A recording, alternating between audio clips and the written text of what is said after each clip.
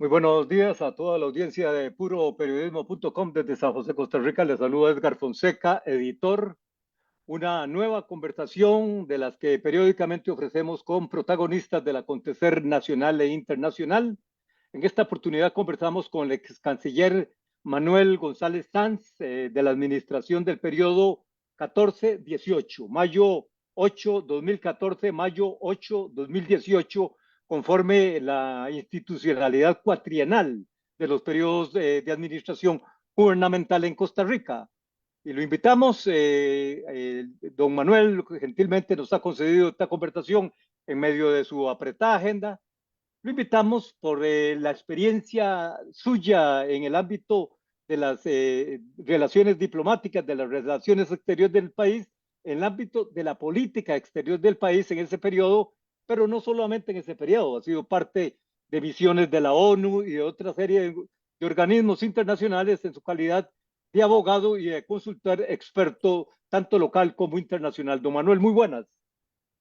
Muy buenos días, don Edgar. Muchas gracias por su invitación y muy buenos días a quienes también nos acompañan el día de hoy en su programa.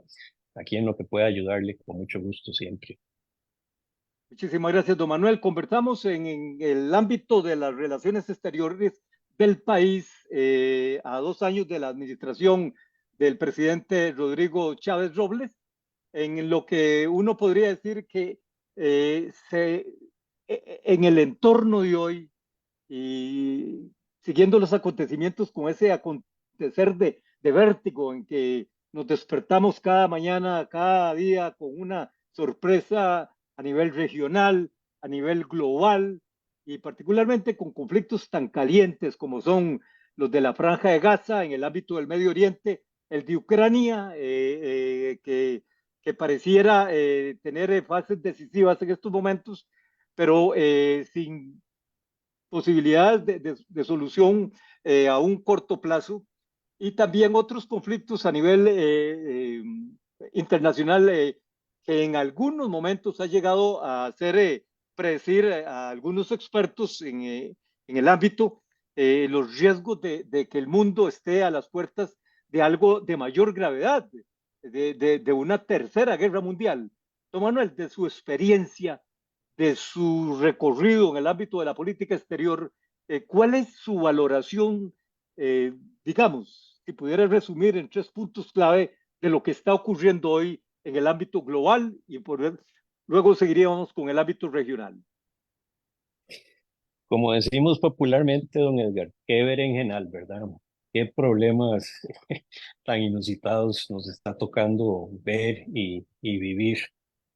Yo cuando estaba en la universidad y estaba pues estudiando, realmente nunca me imaginé que nos iba a tocar atestiguar lo que estamos viendo hoy. Y no porque uno deba tener la bolita de cristal, sino porque se aspiraba a tener un nivel de civilidad muchísimo mayor después de lo que sufrió el mundo en la Guerra Mundial. eh, estas guerras entre las calientes y las frías que nos está tocando vivir en un mundo también tan acelerado y tan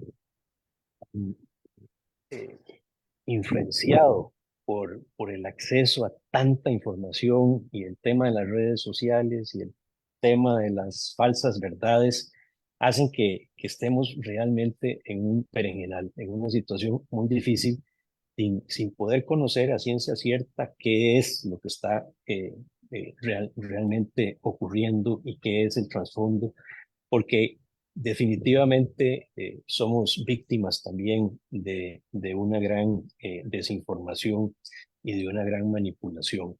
Entonces, pues yo creo que vivimos en un mundo, don Edgar, en que el multilateralismo, es decir, que regiones negocien con regiones o que se participe activa, seria y transparentemente en organismos internacionales, como puede ser la ONU, como puede ser la OEA o cualquier otro organismo formal internacional, está realmente ese multilateralismo en crisis. Al igual que lo están algunas democracias, está en crisis el multilateralismo y debe haber más multilateralismo que bilateralismo o unilateralismo. ¿Por qué? Porque es la manera de dialogar, es la manera de entendernos, es la manera de comprender lo que quiere y lo que está pensando el otro, en este caso, el otro o los otros países. Esto no es algo de este año ni del año pasado, ya es una tendencia que se viene fraguando desde hace algún tiempo y eso es muy peligroso porque realmente dinamita o pone en tela de duda la, la necesidad de tener estos organismos internacionales. Por supuesto, pone en duda la eficacia de llevar un problema internacional a estos organismos pueda tener. Como decimos, también pues, se habla mucho y se hace poco. Hay muchas reuniones, pero no se tienen resultados. Pero fíjese, don Edgar, que yo pienso que a pesar de que eso es una realidad, son válvulas de escape, son necesarias. Aunque no se consiga el resultado que uno quiere en ese momento, producto de una reunión o de las famosas cumbres de presidentes y se hable mucha cosa y se haga poco, es necesario que esto se dé, porque si no, no hay ninguna posibilidad de dialogar y a la fuerza, pues ni los zapatos entran, ¿verdad? El diálogo, a pesar de que sea sobre puntos absolutamente controversiales o contrapuestos, tiene que ser la guía para que nos entendamos en un mundo cada vez más civilizado y no al contrario, que es lo que parece que es la tendencia. Entonces, yo le pondría mucho énfasis al tema del multilateralismo como un mecanismo de diálogo, de conexión, de tender puentes, que es al final como las personas y los países también, en definitiva, se entienden. Y luego, dentro de ese multilateralismo, digamos, internacional o supranacional, poner atención a las partes regionales. Mire, en Centroamérica estamos a nivel del sistema de integración centroamericano, el llamado SICA, prácticamente paralizados, sin una agenda clara, sin ningún efecto, sin ningún diálogo, con muy poca participación de los presidentes en las reuniones presidenciales, con un país en el norte que tiene prácticamente bloqueada la agenda regional centroamericana. Y ese es un patrón que se repite en otros foros multilaterales. Vea, por ejemplo, la actitud que tuvo o la posición que tuvo Hungría como parte de la Unión Europea en cuanto a la asistencia para Ucrania. Prácticamente la estaba bloqueando. Quién sabe qué le dieron a cambio o qué se negoció y se dio en su posición. Pero esta intransigencia la estamos viendo y la estamos viviendo en muchos de los organismos. Insisto, es mejor tenerlos a no tenerlos. Conversamos con el ex canciller de la República de Costa Rica, licenciado Manuel González Sanz, periodo 2014-2018, por muchas peripecias, incluso con un muy serio conflicto, parte de la relación bilateral con Nicaragua tras una invasión del territorio costarricense que finalmente culminó con una sentencia en la Corte Internacional de Justicia. Usted apuesta, don Manuel, por el multilateralismo, pero de pronto, y estamos hablando de la última semana, el mundo ve cómo de la noche a la mañana eh, centenares de drones, centenares de misiles balísticos cruzan miles de kilómetros, al menos 2.000 kilómetros, desde Irán hasta llegar a Israel en un ataque sin precedentes. ¿Cuánto afecta esa pues, expectativa de la apuesta al multilateralismo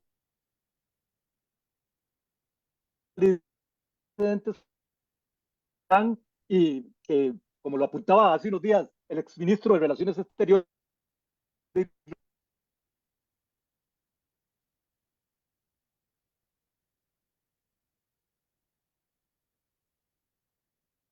Fíjese, don Edgar, China que Me perdí un Irán. poquito la comunicación, no le escuché la última parte.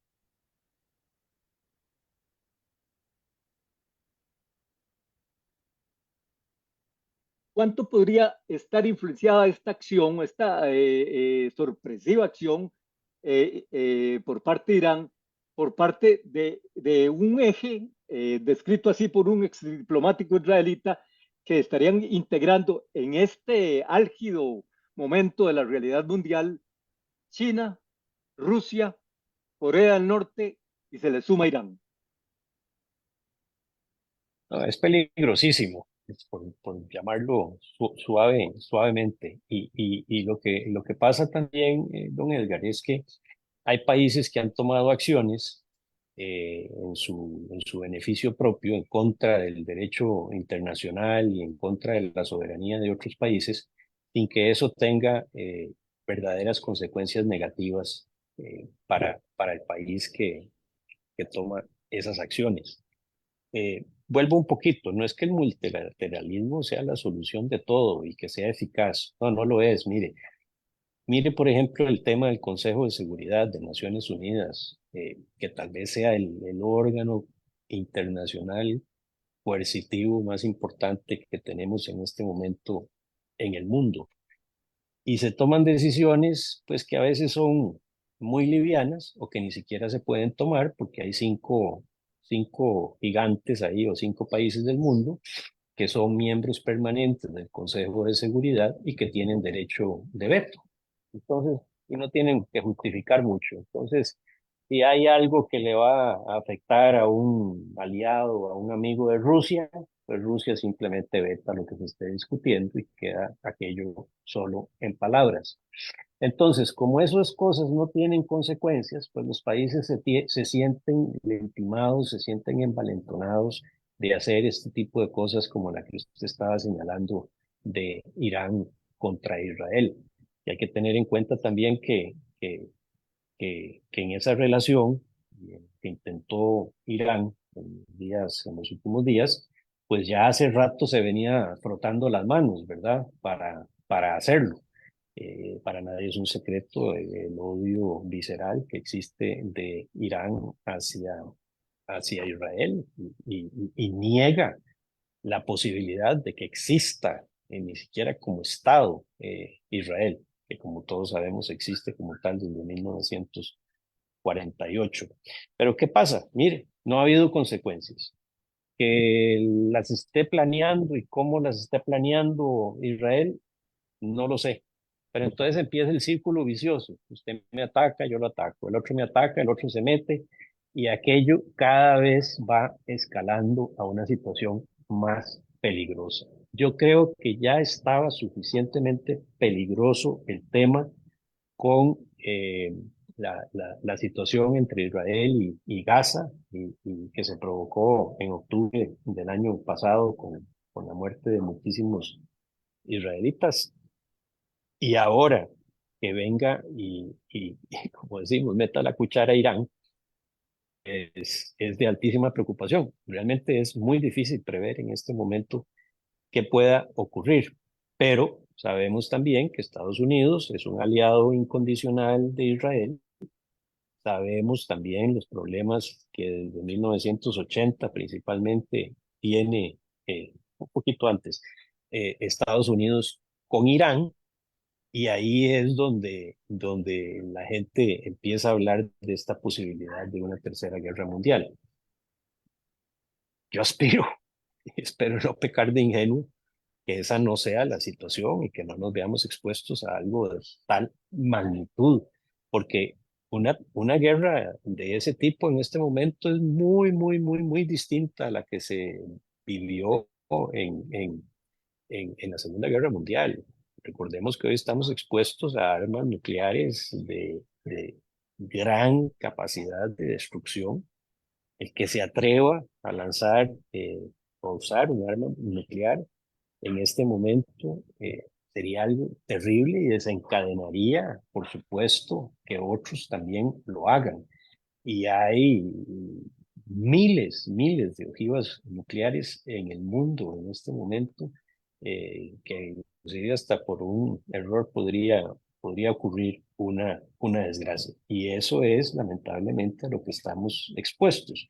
Y aquí tal vez no nos damos mucha cuenta porque tenemos nuestros propios problemas, porque vemos esto como una situación muy lejana a nosotros en distancia y en historia, pero la verdad es que el mundo es un pañuelo, todos estamos integrados. Y lo que hoy pasa en Ucrania nos afecta, y lo que hoy pase en Irán y en Israel nos afecta, inclusive lo de Gaza nos afecta. Todo lo que ocurre en cualquier parte del mundo de una u otra manera nos afecta en mayor o menor proporción. ¿Por qué? Porque vivimos en un mundo totalmente integrado y Costa Rica, su economía y su sistema político no es la excepción. Y hemos sido pues un actor importante, como lo decía antes, en los organismos internacionales también, promoviendo nuestros principios de paz, de desarme, de respeto a la soberanía territorial, de respeto al ambiente y otros pilares de nuestra política exterior.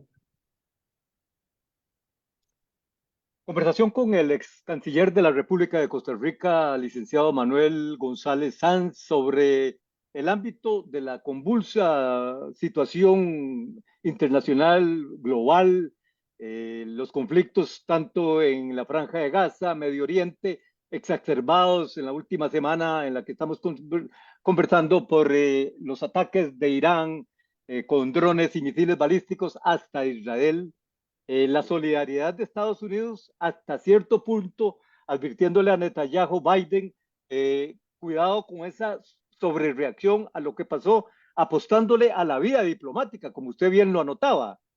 Si usted pudiera tener una pues, visión, un vaticinio de qué podría estar pasando en corto tiempo, mediano tiempo, particularmente en el conflicto de Israel, que es el más inmediato y el más cercano, eh, en cuanto a posibilidades de definición, porque antes del ataque de Irán, la posición de Netanyahu era muy, muy desgastada.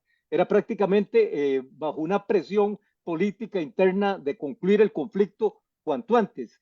¿Usted ve posibilidades de un cese de ese conflicto en un mediano plazo, don Manuel? Mire, realmente no, y le voy a decir por qué. Lo que ocurre entre Israel y Gaza es apenas la punta del iceberg. O sea, los que están detrás de Israel y los que están detrás de los palestinos son muchísimo más actores, algunos de ellos difusos, ¿ah? Lo que llamamos actores no estatales, como son grupos terroristas como Hezbollah, y entonces utilizan eh, este tipo de situaciones para promover su agenda. Pero en el caso de Israel, particularmente, como lo dije ahora, pues su aliado principal es Estados Unidos. Y Estados Unidos está próximo a iniciar ya su proceso electoral para escoger el presidente que ejercerá ese puesto a partir de enero del 2025. Entonces, cualquier cosa que se haga en un sentido o en otro, o que haga Biden, le puede pasar una factura enorme en este proceso electoral.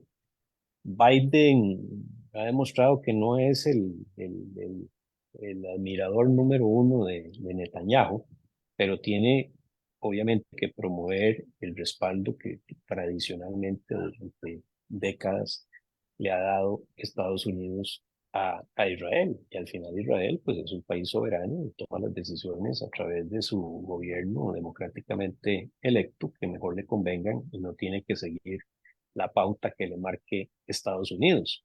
Pero hay una relación de interdependencia a fin de cuentas entre los dos. Eh, entonces, ¿por qué? Porque también el lobby judío en Washington es muy, muy, muy fuerte.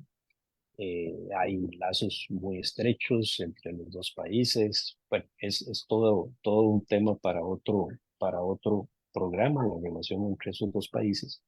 Pero lo cierto es que viene otro actor también, que no sabemos qué va a pasar todavía, que es el expresidente Trump, que es muy aliado de Israel también, pero muy amigo de Netanyahu, cuando Biden no es tan pro Netanyahu. Ahora, hay que recordar también un poquito qué está pasando en el gobierno en Israel. Antes de octubre, que se diera esta masacre de israelitas, eh, Netanyahu estaba en un proceso político y legal muy complicado. Estaba acusado de corrupción y tenía juicios pendientes en esa dirección. Si nos fijamos solo en ese punto, pues es doloroso decirlo, pero el ataque que se dio en octubre le cayó como anillo al dedo para demostrar que él es el hombre, persona necesaria para abordar este delicado tema y también distraer la atención de los problemas legales que él estaba teniendo en ese momento.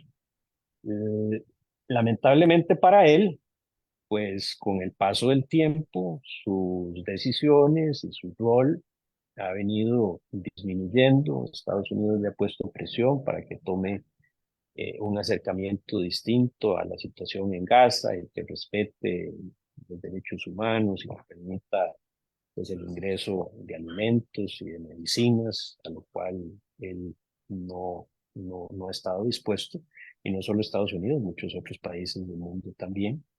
Y ahora, cuando ya estaba desgastándose su imagen de nuevo, pues viene este ataque de Irán, que más bien hay que ver qué va a pasar, todavía es muy pronto, pero tendería uno a pensar que lo puede fortalecer de nuevo y le puede dar ese segundo aire.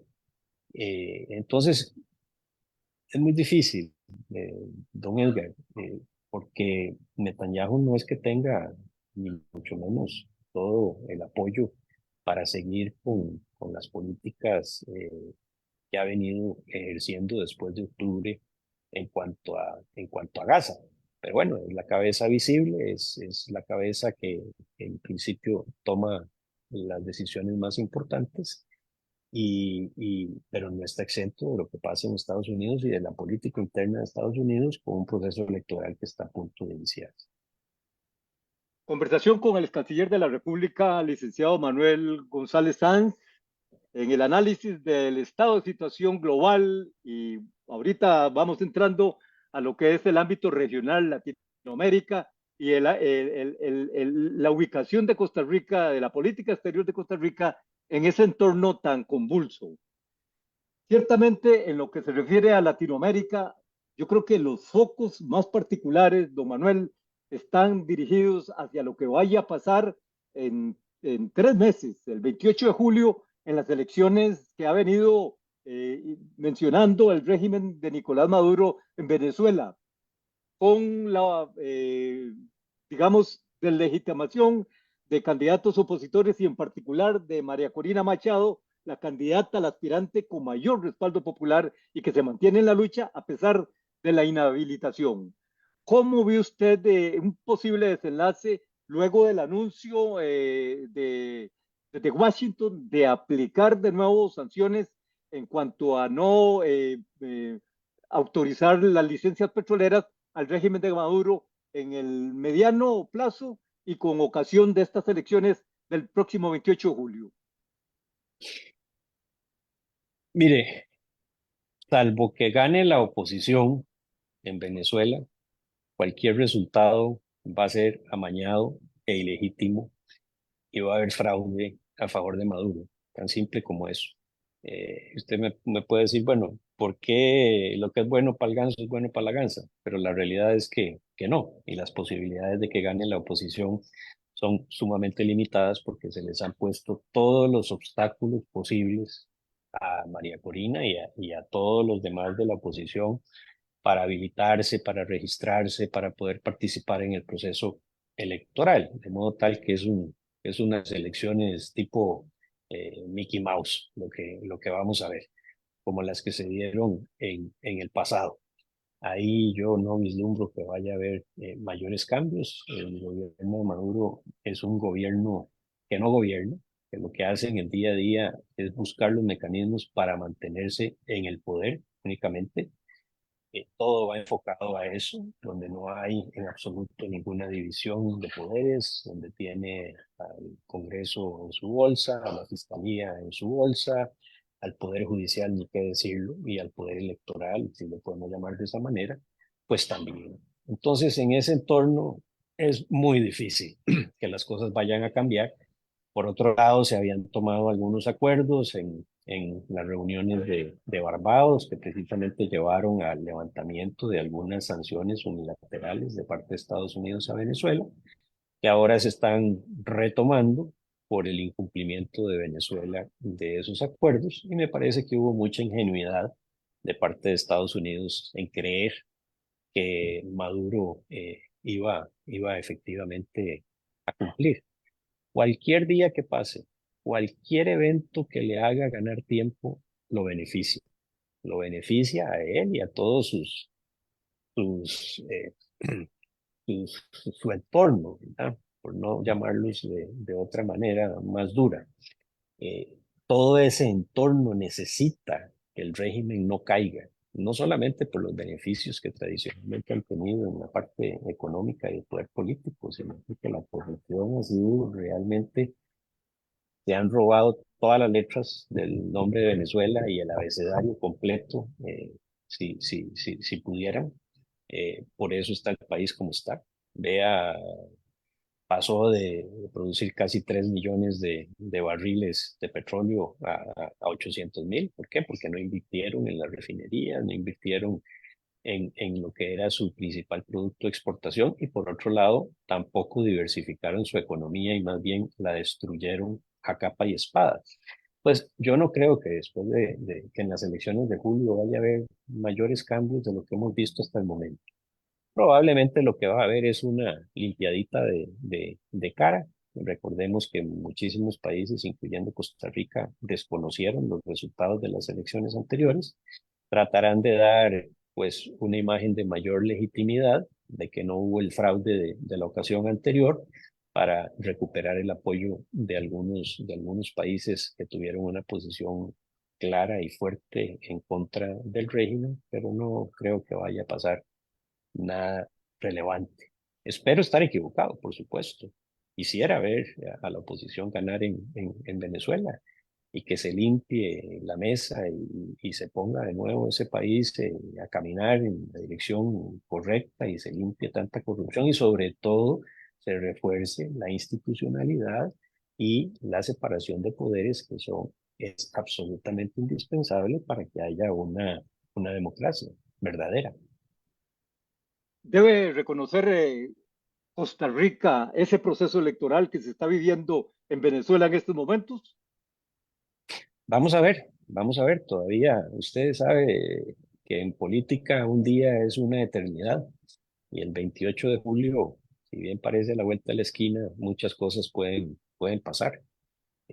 Creo que Costa Rica tiene que estar muy atenta a lo que ocurre, tiene que estar muy empapado de todos los pormenores de primera mano de lo que está ocurriendo para que en su momento pueda tomar decisiones sobre la base de información y ojalá las decisiones sean claras, contundentes, que reafirmen nuestra posición en el mundo como un país defensor de la democracia, de los derechos humanos y del respeto a la institucionalidad.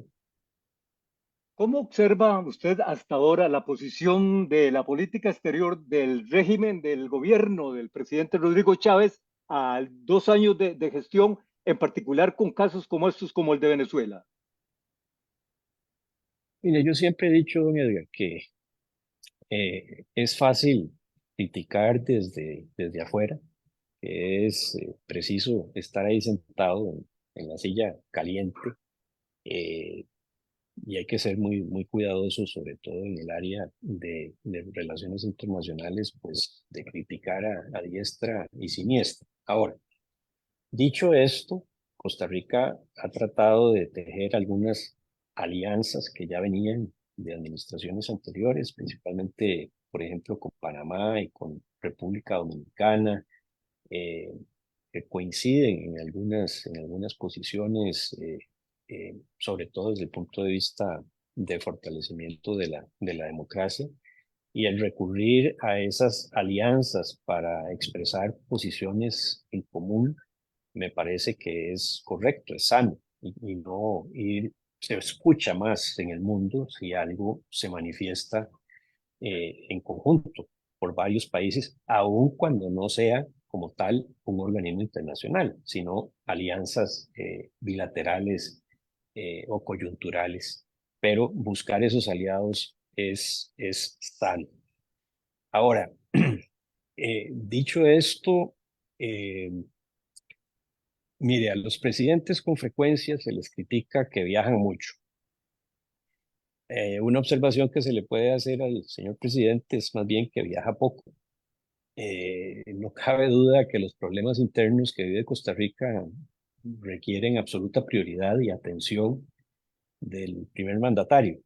Pero es que estamos viviendo en un mundo totalmente globalizado, el mundo es un pañuelo y se necesita que al más alto nivel Costa Rica también esté representada en algunas ocasiones. Y eso, pues esos espacios que deben ser llenados por el presidente no ha ocurrido de esa manera. Es importante la presencia del presidente, el jefe de Estado, en ciertas ocasiones, en el tejido de algunas relaciones bilaterales indispensables para Costa Rica.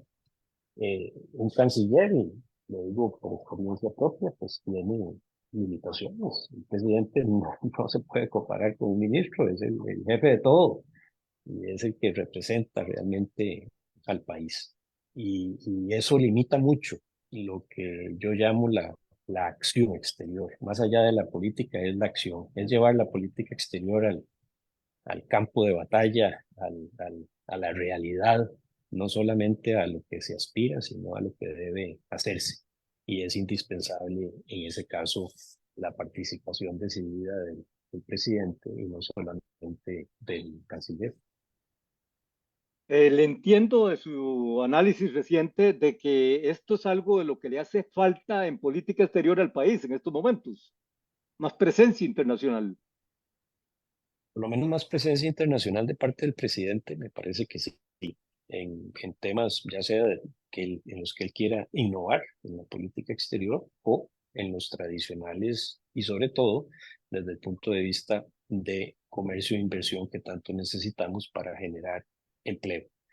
En algunos temas de organismos internacionales, pues tal vez la presencia frecuente del presidente no sea necesaria, pero vean, por distintas razones, justificadas o no, en los 2 primeros años de gobierno no ha podido participar en la Asamblea General de Naciones Unidas, que ahí la importancia no es la Asamblea en sí, es que hay 3 o 4 días donde eh, asisten fácilmente 150 jefes de Estado y de gobierno y es la ocasión importantísima para tener reuniones bilaterales con los socios principales con los que Costa Rica quiera tener un acercamiento. Y un jefe de Estado, un presidente, pues no recibe, no recibe a un ministro, recibe a un presidente. Y si el presidente nuestro no está, pues esas reuniones de altísimo nivel no es posible darlas o tenerlas. Como le digo, no es la Asamblea General en sí lo que es importante, es más bien el entorno, los que van el aprovechar esa oportunidad para conversar y tener contactos directos que le pueden interesar a Costa Rica. Y eso ha sido, eh, pues, un poquito la trayectoria hasta ahora. No sé qué tendrá pensado él en los próximos 2 años que le quedan, pero bueno, un acercamiento con China más decidido, una visita oficial a China, me parece que debió haberse dado ya en el tiempo que ha transcurrido. No hemos tenido una explicación o no tenemos claridad de por qué no se ha dado, pero me parece que es una visita indispensable, por ejemplo. Don Manuel, de lo que usted está comentando en estos momentos, a mí me queda la impresión de que entonces en el ámbito de política exterior en estos 2 años, el país o la imagen del país ha declinado. El canciller ha hecho lo posible. Hay que también tener en cuenta que el recurso humano y económico de la Cancillería es muy disminuido. Hay recortes por todo lado y eso no le ha permitido bueno, es la tónica en todo gobierno, pero no es la excusa, pero sí es un factor importante el no contar con el recurso humano y económico necesario para realmente ejercer la política exterior del país.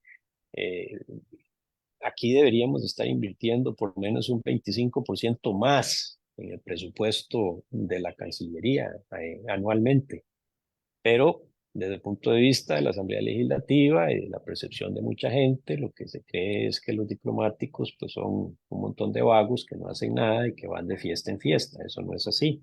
Hay gente muy profesional, muy responsable, con mucho compromiso con el país, tanto funcionarios de carrera como los que no lo son, y bueno, los que no dan la talla, tiene que haber los mecanismos como los impusimos en su momento de evaluación, evaluación al funcionario, evaluación al embajador y evaluación a la embajada o a la misión diplomática como un todo para tomar decisiones para que generen más resultados. Eso no se puede negar.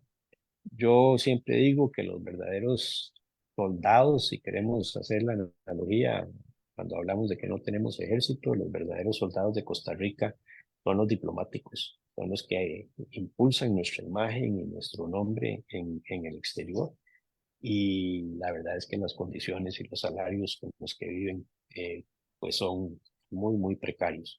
No digo que sea la única razón, pero definitivamente tiene un impacto en lo que una cancillería o un canciller puede hacer. Ahora, ¿cuáles son las prioridades? ¿Cuál es el norte fijado más allá de la agenda que por inercia se le impone a un canciller?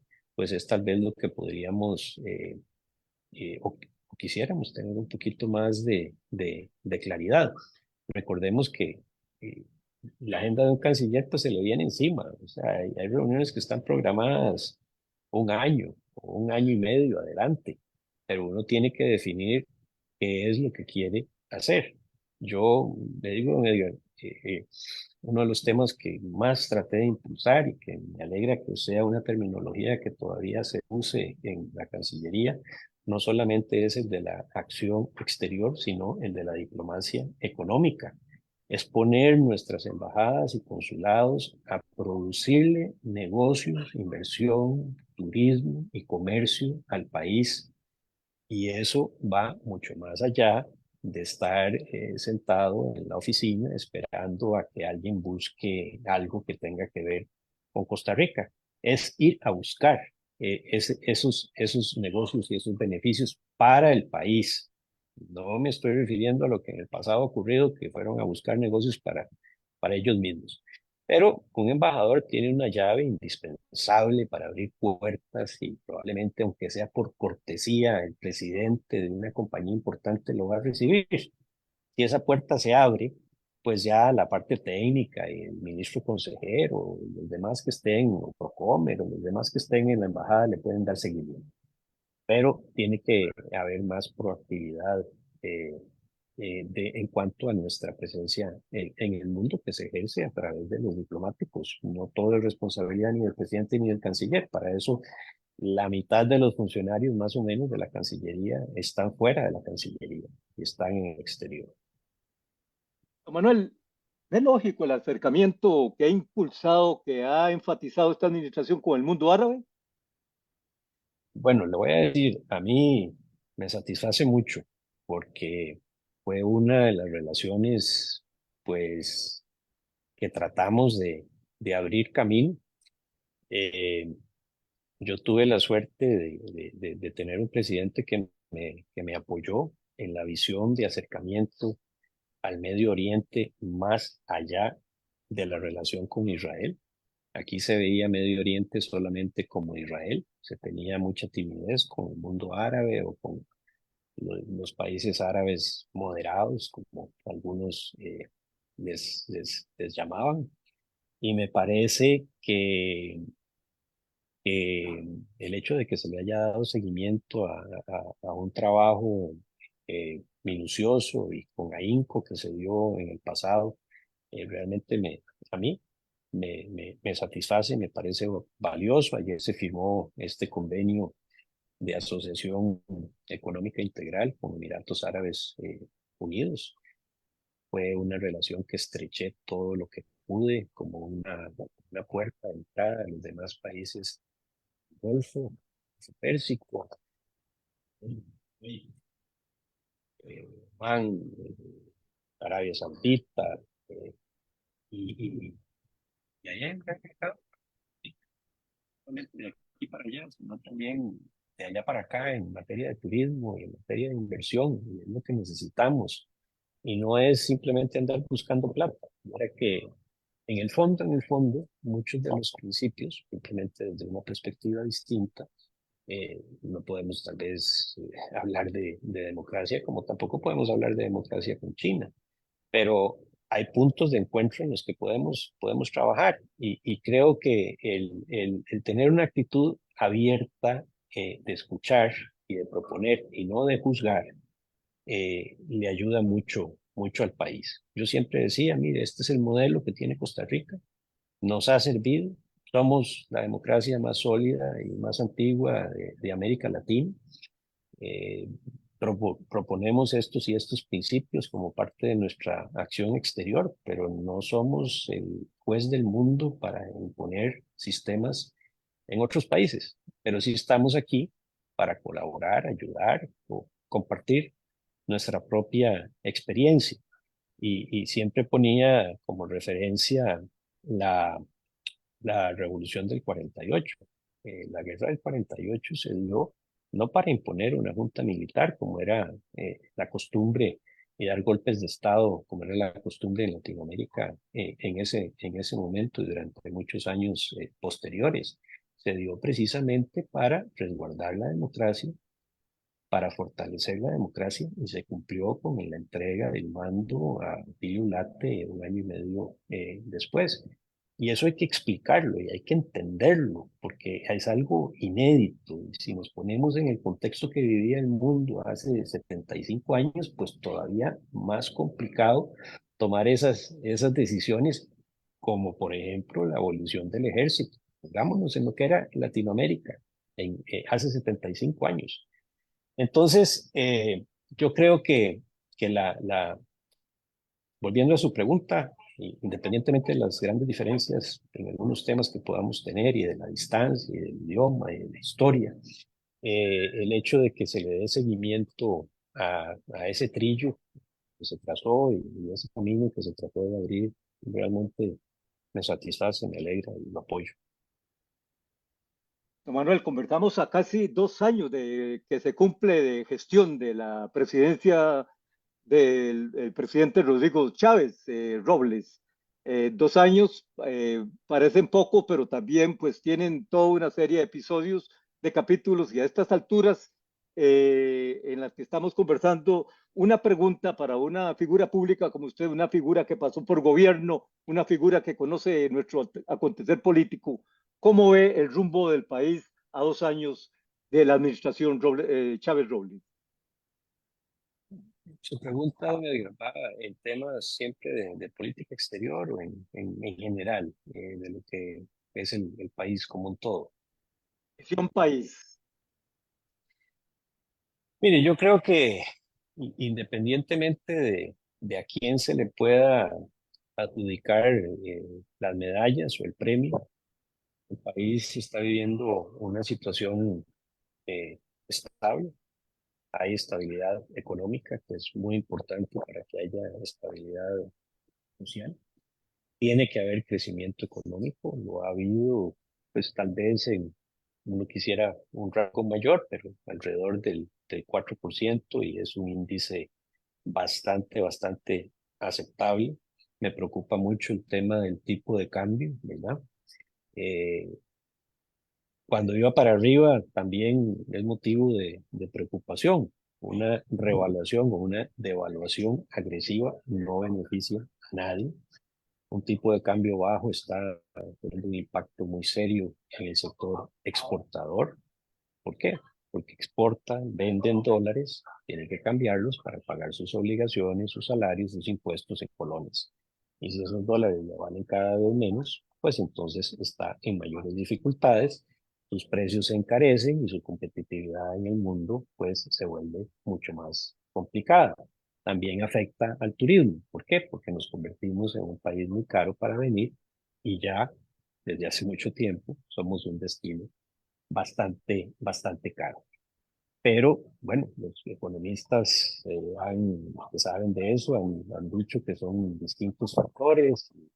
Es simplemente una decisión del gobierno del Banco Central, lo cual creo que es así. ¿Por qué? Porque durante más de 30 años, con la ley orgánica del Banco Central del año 97, lo que hemos promovido es precisamente la independencia del Banco Central, ¿verdad?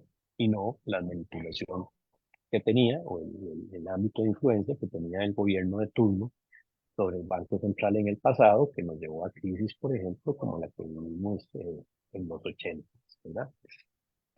Una cosa que me preocupa muchísimo es el desempleo. El desempleo es lo alto, es lo peor que podemos tener. Eso es lo que genera, es uno de los factores muy importantes de lo que genera inseguridad. Los muchachos y la gente no tienen un trabajo digno con que ganarse su vida, aunque sea poco remunerado, pero sea un trabajo digno. Lo que van a buscar es el dinero fácil y eso es la delincuencia, eso es el narcomenudeo, eso es la incorporación a las bandas, eso es el aumento de la prostitución. En fin, es un círculo vicioso que lo estamos viviendo, todos lo estamos percibiendo y es así, es una realidad, pero el empleo es, desde mi punto de vista, eh, una prioridad. Todo el gobierno, no solamente este, tiene que ejecutarse y ponerse en ejecución todas las políticas necesarias para generar empleo. Una de ellas es la inversión, pero no solo la inversión extranjera, la inversión local también, porque hay disparidades importantes entre lo que se llama, por ejemplo, en materia de exportación, el régimen definitivo, que es básicamente los que no tienen acceso a ¿cómo se llama? Elementos de promoción arancelaria, tributaria más bien, como si la tienen las zonas francas, que son indispensables para el país, no nos confundamos. Creo que son fuente de empleo importante, sí dejan recursos al país, no lo veo como algunos que dicen que no le dejan nada al país, eso es absolutamente falso, pero si por lo menos mantuviéramos un curso de estabilidad, y lograra bajarse el desempleo, ya serían logros importantes para el finalizar de esta administración. Por supuesto que hay obras de infraestructura, por supuesto que hay mejoras en salud, en educación, en construcción de hospitales. No es que eso sea accesorio, pero como principios rectores, me parece que la estabilidad, y ojalá estabilidad con crecimiento, y la lucha contra el desempleo me parece que son absolutamente fundamentales para lo que resta de este gobierno y para el que venga también. ¿Dónde ve usted tres mayores desafíos para lo que le resta a la administración del presidente Chávez Robles? Uno es terminar de consolidar su grupo de trabajo, ¿verdad? Eh, Vienen los 2 años más difíciles para un gobierno, no para el país, para un gobierno. ¿Por qué? Porque ya se pasó el umbral de la mitad. 4 años realmente es muy poco tiempo para dejar una huella eh, profunda en el país. El primer año tradicionalmente se dice que es de acomodo, me parece que debería ser mucho más corto. El segundo año es para hacer algunas cositas, eso ya pasó. El tercer año pues es casi para lo que estamos, ir pensando en la salida. Y el último año ya todo el mundo lo vuelve a ver a uno como un difunto y ya muchos ya andan buscando el trabajo después del 8 de mayo. Entonces, eso es una lástima, eso es una dinámica que debe romperse. Eh, entonces, el tener un grupo de trabajo bien consolidado, todos remandos en la misma dirección, que no se dé tanta salida de funcionarios de alto nivel, me parece que es un reto importante. Y si lo logra superar, muy rápidamente le va a permitir al presidente tener resultados mejores y más articulados. Uno puede decir, se fue un ministro, viene otro. No, sobre todo si es un ministro que ha estado ya 2 años, ya hay una mecánica de trabajo, conoce el sector, conoce a sus colaboradores, la gente lo conoce a él o a ella, y si no, se va, es volver a empezar todo ese proceso que va a llevar 3, 4 meses y eso es una pérdida de tiempo. Usted se acordará bien, don Edgar, en los 70 principalmente y 60, bueno, ya estamos yendo muy atrás, de los 60 no me acuerdo ni yo, pero los ministros no renunciaban y se comprometían hasta los 4 años y eso permitía fijar políticas y ejercerlas, ejecutarlas, que aunque fueran solo 4 años, que al final son políticas de muy corto plazo, pues no eran políticas a 3 o a 6 meses, como lo que estamos viendo en este momento. Y perdone que le ponga tanta énfasis en eso, pero me parece fundamental. Al final, un gobierno está lleno de personas, no son máquinas, personas que tienen responsabilidades, y creo que el constituir, por lo menos en las áreas que el presidente defina como absolutamente prioritarias para lo que resta de su gobierno, constituir un equipo que reme en la misma dirección es indispensable. Creo que otro reto importante, pero no veo que ahí vaya a haber gran mejoría, pues es la relación con la Asamblea Legislativa. ¿Por qué? Porque al final todo, somos un país legalista, todo tiene que pasar o ser aprobado en la Asamblea Legislativa a través de leyes. El presidente que gobierna solo a punta de decreto o de reglamentos, área en la que, dicho sea de paso, se puede hacer mucho, pues lamentablemente no cubre mucho terreno. Seguimos dependiendo de la Asamblea Legislativa y lo que hemos visto pues es una confrontación eh, fuerte. Vea lo que ha pasado en los 2 últimos días, inclusive para la conformación del, de ahora a partir del primero de mayo y quién va a ocupar la presidencia. Entonces, esos ataques día sí y día no, confrontación con el Congreso, al final se depende de él y en una situación en la que el partido de gobierno pues no tiene ni mucho menos una fracción grande, pues lo hace más vulnerable. Y el otro reto importante me parece, pues es concluir las obras de infraestructura que ya están en camino. Que no es un mérito de este gobierno y ni siquiera del anterior. Usted sabe que el planeamiento de obras de infraestructura lleva mucho tiempo, el diseño, los planos, la aprobación, la licitación, y todo eso es un trabajo que no se ve, pero que se hace muchos años antes y urge realmente esa infraestructura, sobre todo en el campo vial. Me parece que esas áreas son indispensables para que pueda tener resultados concretos, pues que dejen alguna huella.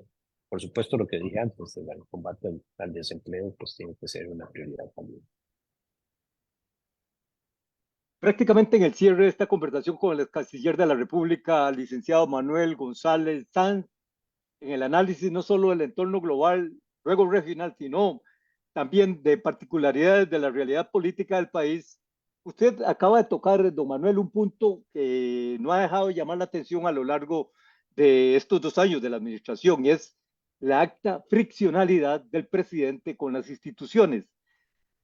¿Cuánto le puede afectar o contribuir a sus expectativas de desarrollo, de alcance de objetivos al presidente esta estrategia que pareciera ha sido una estrategia política desde el primer día de gobierno, de choque con Contraloría, choque con la Asamblea Legislativa, choque con el Poder Judicial, choque con las instituciones contraloras y fiscalizadoras del país? Y si cabe la posibilidad de que el presidente, en un nivel de valoración, dé un marcha atrás en esa estrategia. No creo que dé un marcha atrás. Creo que lo que sí está a su alcance es modular un poco la, el ataque, la intensidad y a veces las palabras que se utilizan para que se haga con mayor estrategia y que el pueblo no perciba que se hacen con el hígado, sino con la razón. Eh, a veces queda un poco la impresión de que las cosas se hacen más con el hígado, y eso no es bueno para él, no es bueno para el país. Pero bueno, es un estilo de gobierno al que no estábamos acostumbrados. Ahora, me preocupa los ataques en la institucionalidad y la agresividad, y lo que algunos llaman, pues, como que se están poniendo un poco dinamita a las instituciones democráticas. Claro que me preocupa, pero, y aquí no nos malentendamos, porque no es un apoyo a lo que se está haciendo. La realidad de las cosas es que ha habido muchas instituciones que necesitan un socollón, que necesitan que las señalen también en su ámbito de responsabilidad. Tal vez no de la forma en que se ha hecho, o tal vez no usando los ejemplos que se han hecho, pero que viven en un Olimpo, que nadie las toca, que nadie las menciona, que le tienen mucho miedo. ¿Por qué? Porque después el presidente o el gobierno va a tener que ir a lidiar con ellos por una u otra razón, entonces no pelearse, es mejor bajo el supuesto de que le van a ayudar a sacar su agenda. Y eso tampoco se vale vivir en el Olimpo y a mí nadie me toca y nadie me cuestiona sí, al final son instituciones que cuestan muy caro al Estado costarricense como un todo y como siempre sabemos, lo pagan los que pagan impuestos. El gobierno no genera ingresos, no es a través de los impuestos y todo lo que se gasta tiene que ser debidamente justificado y bien gastado. Entonces, ese socollón, insisto, dado de otra manera y tal vez con otra actitud y otras palabras y tal vez más focalizado y no tirar con escopeta contra todo lo que se mueve, pues es algo diferente, pero sano. Insisto, no me malentienda, no estoy apoyando ni dando carta blanca a lo que se ha hecho. Don Manuel, muchas gracias por su tiempo, por su espacio, por sus reflexiones. Si a usted le queda en este momento de la conversación algún punto en el tintero que dice, pues voy a compartirlo con los miembros de la audiencia de Puro Periodismo, pues a la orden, don Manuel. Pues primero agradecerle, don Edgar, realmente que me tome en cuenta para participar en su programa. Pues la reflexión que hago, lo otro que me preocupa mucho es la falta de líderes, ¿verdad? Ojalá que surjan en estos 2 años personas que puedan tomar la antorcha y gobernar adecuadamente al país. No veo en este momento en ningún partido eh, esos elementos. Ojalá surjan. Lo necesitamos. Necesitamos continuidad en políticas de Estado, si es que las tenemos, pero creo que en política exterior sí la hemos ido consolidando. Pero hay muchas otras áreas en las que necesitamos trabajar en políticas de Estado con gente valiosa, coherente, que razone, que piense en la integralidad, que ojalá surjan, porque ese proceso electoral también lo tenemos a la vuelta de la esquina. 2 años, un día en política es una eternidad, pero 2 años para la estructuración de un programa político, pues es poco tiempo. Hemos conversado con el ex canciller de la República de Costa Rica, licenciado Manuel González Sanz. Le damos la gracia por este espacio que nos ha concedido en esta entrevista que estuvo en vivo en la red de Zoom Facebook Live. Estará pronto en nuestro canal YouTube y pronto también en las redes Twitter e Instagram. Y por supuesto, los principales componentes de esta conversación usted los va a encontrar en nuestro sitio puroperiodismo.com con informaciones del acontecer nacional e internacional. Continuamente usted las puede accesar en nuestro sitio. Desde San José, Costa Rica, les saludó Edgar Fonseca, editor. Nos encontramos en una próxima oportunidad. Muchas gracias.